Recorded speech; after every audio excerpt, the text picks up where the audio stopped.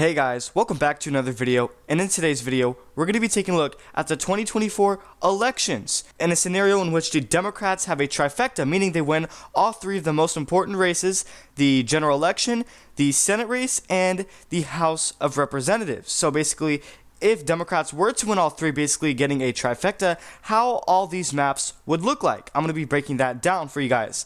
But before we get started, make sure you are subscribed and click the bell so you get notified whenever I upload a video instead of missing out on any of them. And also, we have memberships, so if you're looking for that, it's pinned in the comment section down below. Now back to the topic of today's video. If you guys did not know, prior to this video, I made the same type of video, but for Republicans if they had a trifecta. And the video did very well, got around 12,000 views, so I'm going to be doing the same thing this time around, but it's going to be for Democrats this time. So we're going to start off with the general election, and then we're going to be moving on to the Senate, and then before we end off the video, the last thing we're going to be taking a look at is the House, in a scenario in which Democrats get a trifecta, meaning Biden wins re-election, meaning Chuck Schumer remains the Senate Majority Leader. So let's begin with the general election between Trump and Biden, and obviously we have a major third-party candidate or independent, Robert F. Kennedy Jr., so we're going to be seeing how a Democratic trifecta would look like. And in my opinion, I think a Republican trifecta is more likely at this point in time than if we were to see a Democratic trifecta. So let's begin with the map. Talking aside, I think right off the bat, states that Biden will comfortably by a likely to safe margin. I think Colorado, he's going to crack it by double digits in this scenario. I think he should win it by 10%. Statewide has shifted in favor of Democrats. Basically, Colorado entirely has just trended to the left. And then New Mexico, I think, would be similar to Colorado, but it would be slightly more competitive, in my opinion. I think Biden wins that by roughly 7 percentage points instead of 10, in which I have him winning Colorado by. Donald Trump's likely states would be Florida, and then I also think Ohio would be likely. And in my opinion, Iowa is safe. I honestly think Trump does crack double digits in Iowa. It just shifted too far to the right for it to be even competitive or somewhat close. I think Trump's going to crack double digits. And in Ohio, I think Trump could also crack double digits, but at this point in time, I'm going to play it safe. I'm going to say he's going to win by around 9 percentage points.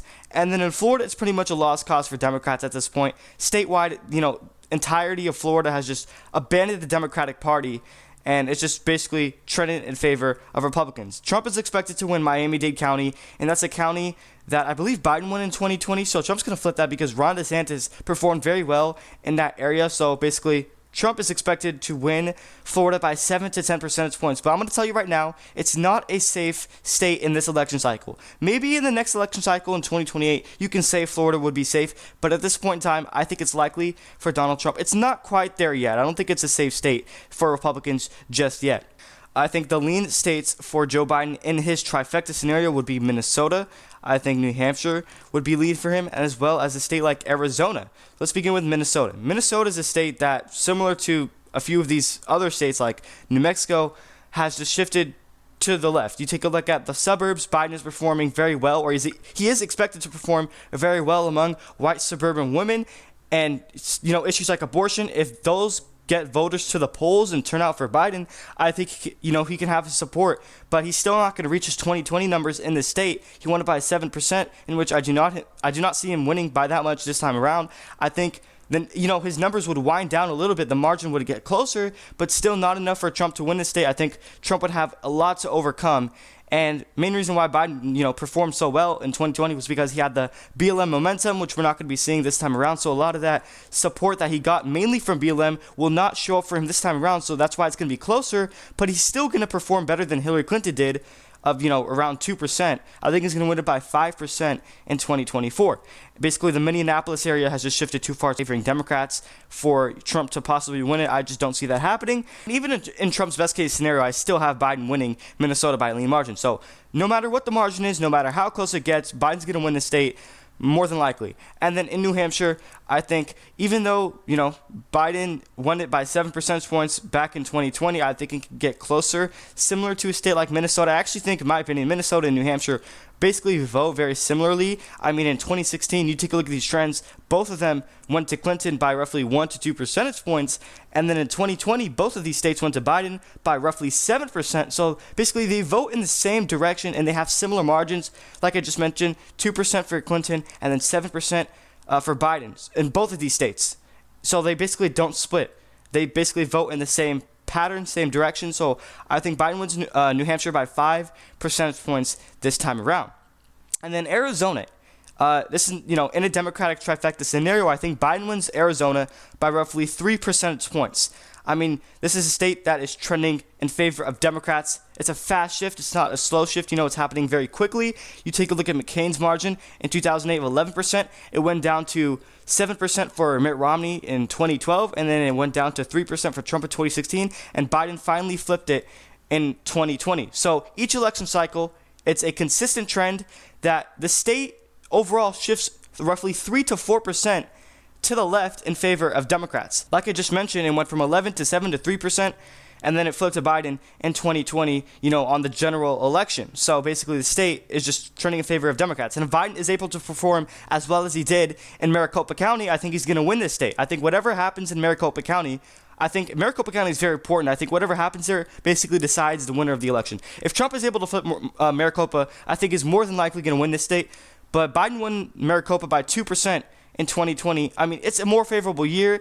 I mean, still 2024 is less favorable for Biden, but I don't think it really matters because the state is just trending in favor of Democrats. So I think Biden wins it by a lean margin in this, Democratic trifecta scenario. And keep in mind, you also have these, Californians moving to Arizona because they can't afford to live there anymore.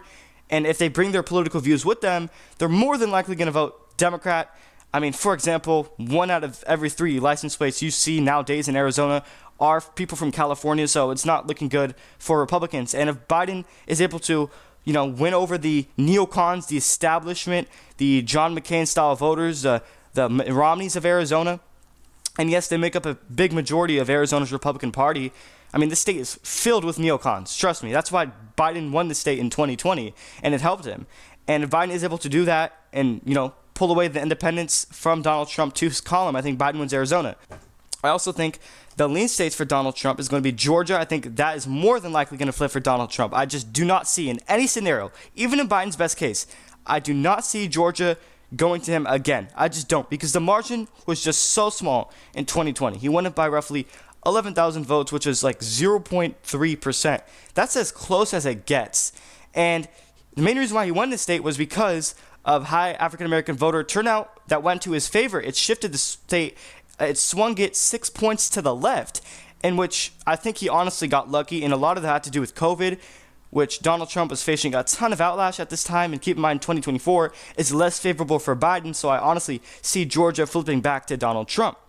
And then I don't expect Biden to get the nearly 90% he got among African-American registered voters. I just don't see that. He might drop as low as 80%. If Trump is lucky enough, he drops as low as 70% among blacks. And keep in mind, Trump is polling around a fourth with them at 25%, which is good for any Republicans nowadays among that minority group. And then I also think North Carolina would be lean for Donald Trump. I mean, polls have Trump winning the state by a substantial margin, greater margin than he did in 2016. He's winning by 5% according to polling averages currently, which is very good for the former president. And I honestly do think that Trump is going to lock down North Carolina in 2024. And he honestly could possibly carry Mark Robinson on the governor's race, but I'm not saying he's going to win, but I'm just saying he possibly could. And then Democrats and Biden hoped they would flip the state in 2020, and it ended up not happening. North Carolina voted to the right of Georgia, and with that being said, I think Trump would actually expand his lead in 2024. I think Biden has no chance of victory in the state of North Carolina in this election cycle, even in a Democratic trifecta year. I just see Trump winning it again. No matter what the margin is, no matter how close it gets, I think Trump hangs on to North Carolina. Virginia would be lean. I think Biden wins the state by roughly 6 percentage points. I mean, you see the governor of Virginia, Glenn Youngkin, endorse Donald Trump, and he's very approved of. I believe he has a 58% approve rating, so considering that, maybe that can help Trump, and it will narrow the margin. But considering that the state heavily supported Biden in 2020, he won it by double digits of roughly 10 percentage points. I think Virginia is more than likely going to go to Biden, and it's just too much for Trump to overcome. Even with the endorsement of Glenn Youngkin, it still does not matter. It could get closer. Maybe Biden wins it by only 5% with the endorsement of Glenn Youngkin in Trump's favor. But at the end of the day, Virginia is just a left-leaning state at the current moment. Texas will be lean for Donald Trump in this scenario. I honestly think that if Biden were to perform very well in Texas, a lot of that support would come from white suburban women, and obviously immigration in that factor would actually go in favor of Donald Trump because what's happening with the border. And the tilt states for Donald Trump in a Democratic trifecta scenario, I think, would only be Wisconsin. Honestly, this state, I think, is going to flip for Donald Trump. I think it's going to be another flip, just like in Georgia, that Biden only won the state by 20,000 votes, which is roughly 0.6%.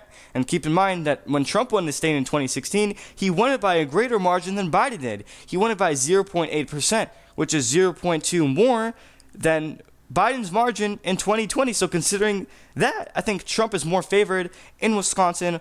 Overall, I think, places like Milwaukee are Democratic strongholds usually, and then places like Green Bay are usually Republican strongholds. So it ultimately comes down to who has the higher turnout in a lot of these counties. And in my opinion, Trump is on track to win Wisconsin in 2024, and that is exactly what the polls are reflecting. Even in Biden's, a trifecta year, I still think Wisconsin is going to go to Donald Trump. And the last and three final states to cover in this map is going to be Nevada, in which I think Biden wins that by roughly 1%. I also think he's going to win Michigan by around 1%, and then Pennsylvania by 1 to 2 percentage points in a Democratic trifecta scenario in this election cycle. Let's start off with Nevada. Clark County is a Democratic stronghold. He's able to hold on to his 2020 numbers, and Clark County, I think, is very well on track to win the state. But if he is able to hold on to Reno County, he is more than likely going to win Nevada in 2024. Donald Trump is going to have to, have a lot to overcome to win this state. Keep in mind, Biden won this state by roughly, 2.5 percentage points back in 2020. So it's still a blue state. And Republicans, each and every single year, they are so overhyped on winning Nevada. For example, in the 2022 midterms, Adam Laxalt was poised to win. He ended up losing, and he underperformed massively to Catherine Cortez Masto. So I think Republicans really need to humble themselves because, in my opinion, I think Biden can very well win Nevada in 2024, and Republicans are just overhyped all the time, and the polls always overestimate Republicans in this state. So polls have Trump up by 4%? No, I don't think that's going to happen. I think Biden could win in a Democratic trifecta scenario. And then Michigan, whatever's happening with Gaza, I don't think it really matters. Keep in mind, the state heavily supported Biden back in 2020. He won the state by roughly 2.8%, so almost 3 percentage points. And considering that, the governor, Gretchen Whitmer, endorsed him, she has his full support. She backed President Biden. I honestly think that Biden could very well win the state. Despite the outlash, I know that 100,000 people voted uncommitted in the Democratic primaries. That is going to make a difference, obviously, in favor of Trump.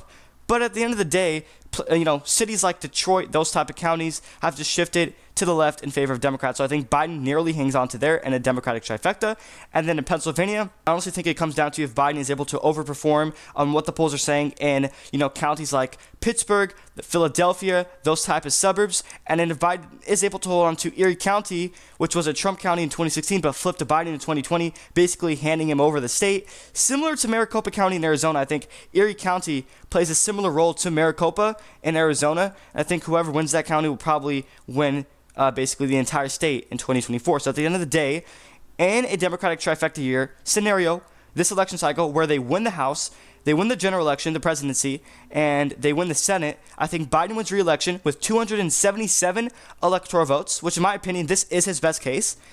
And then 261 for Donald Trump. He barely falls short. I think it's going to be close either way. But considering that an incumbent's best case is below 280 electoral votes, goes to show you how weak of an incumbent Joe Biden is and how unfavored and unpopular he is, considering that his ceiling, in my opinion, is 277 electoral votes. He's not the greatest incumbent. He's not the strongest, obviously. And now this is the finalized presidential map as of today in a Democratic trifecta scenario. Let me know what states you agree with, what states you disagree with. Now we're going to be moving on to the Senate. In a Democratic trifecta year scenario, I think they're going to win the Senate, but they're not going to win it with a great margin. It's going to be very close. In my opinion, it's going to be a tie. I think they're going to likely win New Mexico, obviously. They're going to likely win Virginia by roughly 7 to 10 percentage points. Those basically are strong seats for the Democratic Party.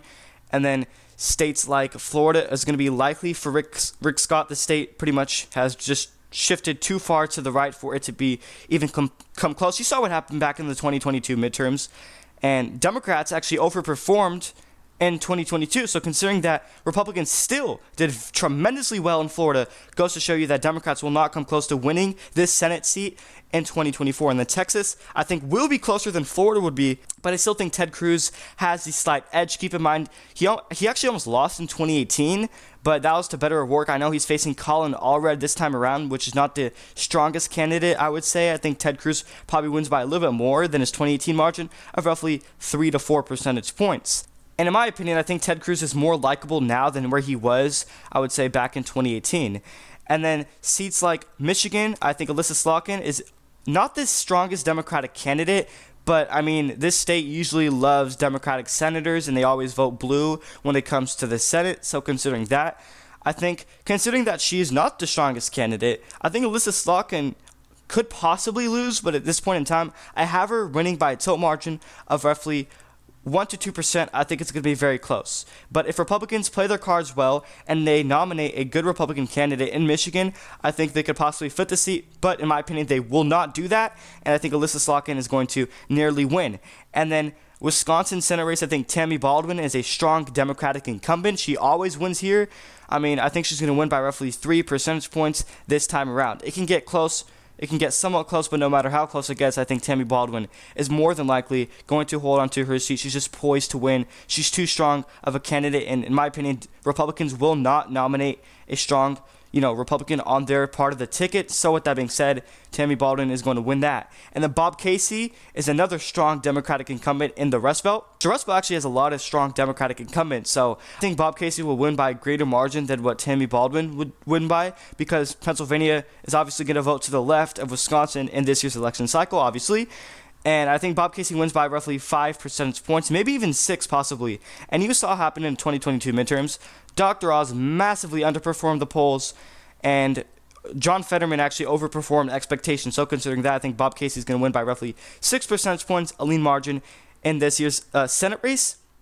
And then now we get, to the nitty gritty. Nevada, I think Jackie Rosen is another strong Democratic incumbent. But in my opinion, I think, her opponent on the Republican side, Samuel Brown, is a strong Republican, and I honestly do think he could come close to winning. He's more moderate on abortion, those type of issues. And with that being said, I think it can help Republicans up and down the ballot in Nevada on the long run. But at the end of the day, I think Jackie Rosen wins by roughly 2 percentage points, and she is the incumbent, obviously, so it makes sense. And then in Arizona, I think Ruben Gallego is going to win by roughly 2%. They're running Carrie Lake. I mean, she's not the official nominee. We have not had the primaries yet. But if she is, she's a weak Republican. She lost on the governor's race. And in my opinion, the governor's race is far easier to win if you're a Republican than the Senate race in Arizona. And considering that she couldn't even do that, I mean, come on, guys. Carrie Lake is a laughable candidate. And, I mean, she's not going to win. Even if you may say Ruben Gallego is not the strongest Democratic candidate, he's not the incumbent, obviously. I still don't care. Carrie Lake is just far worse. And, she's not going to do well with the rhinos and basically the neocons. She's just not going to. They're not going to turn out for her, and it's going to cost her this Senate race. I mean, Republicans should not nominate her whatsoever. The Democratic incumbent in Montana, I think John Tester, is going to win this seat. 1%, possibly under 1%. That's how close I think the seat can ultimately get. Keep in mind, he's a Democrat in a, typically safe Republican state that always votes for Trump roughly by 20% on the general election. So considering that, people would actually, you would see ticket splitting. It's not common nowadays, especially in a general election. I mean, if you were to see ticket splitting, it would happen in a midterm, right? Not in a general election. John Tester does somehow win and pull off the victory. That's very good on his part. That goes to show you that he is a strong Democratic incumbent, because the state is just very Republican, obviously. So, and then same thing goes for Ohio. I think John Tester and Sherrod Brown are in similar positions. But in my opinion, there's a higher chance Sherrod Brown gets elected rather than someone like John Tester, because Ohio obviously would vote to the left of Montana, even though those states are both going red on the general election, and heavy support for Donald Trump. I think Sherrod Brown's going to win by a greater margin than John Tester would be. I think John Tester would be closer. I think Sherrod Brown still wins by roughly 2 percentage points. And Bernie Moreno, I mean, obviously, you can argue he's not the strongest candidate, but keep in mind, some people may say that J.D. Vance is far worse than Bernie Moreno. And if that's the case, J.D. Vance did very well for a quote-unquote bad candidate. So if that's the case, I think Bernie Moreno could possibly win. But in this scenario in which Democrats see a trifecta in this year's election cycle, I think this is the Senate. As of today, 50-50 seats. It's going to be very close. So most seats they can possibly get is 50. And if that's their ceiling, then Republicans are more than likely going to flip and retake the Senate in 2024. And now moving on to the last most major race before we end off the video is going to be the House of Representatives. So as of today, if Democrats have a trifecta in 2024, I think they're going to flip back the House, and Hakeem Jeffries will be the Speaker. I believe Democrats get 220 districts or House seats to the Republicans 215. So it's going to be close no matter what. I think the House is going to be very close. Obviously, Republicans have been losing seats consistently for the past few months now. George Santos, I mean, I know he's running for re-election, but I don't want to talk about that drama. I think no matter who wins the House, whether it's Republicans or Democrats in 2024, it's going to be very narrow. The majority is going to be extremely close. But if Democrats are able to flip, districts in New York and then in Colorado or even Washington State, for example, I think they're poised to win. And if they can flip Arizona, districts in there, I think Democrats would probably win the House. So as of today, this is my House map prediction. 220 for Democrats, 215 for Republicans. It's going to be very close. So let me know your overall thoughts in this video in the comment section down below. Do you think that Democrats could possibly see a trifecta in this year's election cycle? And do you think that it's more likely that Democrats would have a trifecta rather than Republicans? Or do you think it would be the complete opposite, that Republicans would have a higher chance at getting a trifecta than Democrats would? So that's pretty much it. Let me know your thoughts in the video in the comment section down below. And one last final reminder is to subscribe and click the bell so you get notified whenever I upload a video instead of missing out on any of them. And also, we have memberships, so if you're looking for that, it's pinned in the comment section down below. Thank you everyone for watching.